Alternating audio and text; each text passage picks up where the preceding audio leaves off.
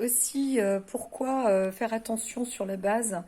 J'entendais par des médecins, et c'est marqué aussi par la haute autorité de la santé, de proposer des traitements, bien évidemment, tels que, en général, à la base, des tétracyclines.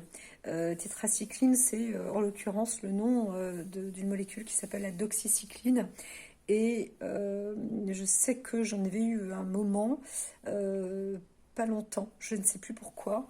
Euh, mais ce que j'ai compris aussi, c'est que il faut faire très attention quand on a un système immunitaire déjà éprouvé. Donc, avant de donner ce type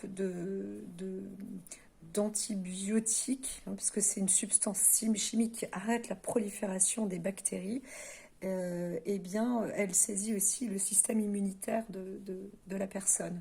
Donc, il faut faire très attention, et souvent, c'est ce qu'on donne à la base. C'est pourquoi il est beaucoup plus sage de donner des céphalosporines et des pénicillines pendant 2 mois, les 2 premiers mois de traitement, et encore une fois pour des personnes asymptomatiques, c'est-à-dire que on sait qu'on a été exposé, et à la rigueur il y a une plaque. Voilà. Mais il faut le faire rapidement et pendant 2 mois. Et ensuite, une année de plantes qu'il faudra prendre, entre autres l'artémisia, par exemple. Il faut prendre des plantes qui nettoient, qui drainent, des antipalus, des plantes qui ont des propriétés voilà, antipaludiques.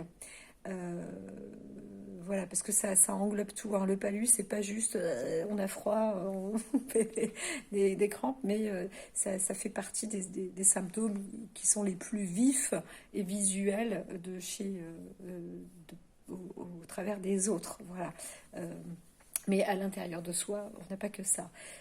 Donc voilà, les plantes, les phytos, ces types de plantes-là, elles sont très bien. Alors, il y a aussi, entre autres, le sang de dragon, par exemple, qui est aussi une, une plante très très forte qui a ses propriétés antipalu. Ça, c'est alors c'est ce qu'on va prendre aussi quand on est en maladie chronique, bien évidemment, mais comme dit, il est intéressant de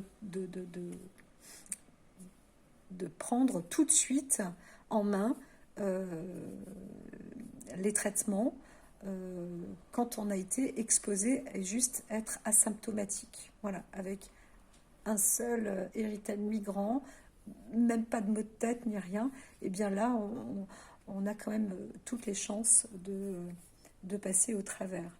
Alors, même si à la base, on dit que 8 personnes sur 10 ne contractent pas de chronicité de Lyme, eh bien, ce qu'il faut savoir, c'est que des décennies plus tard, c'est possible, hein. Voilà.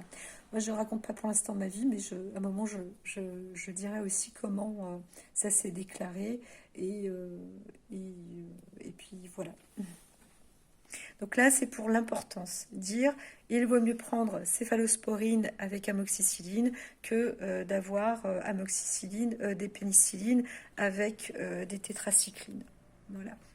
Et surtout, booster son système immunitaire, le renforcer, même avec du reiki, du shiitake, du maitake, voilà, tout ce qui peut renforcer le foie, et le protéger aussi, par exemple avec le desmodium.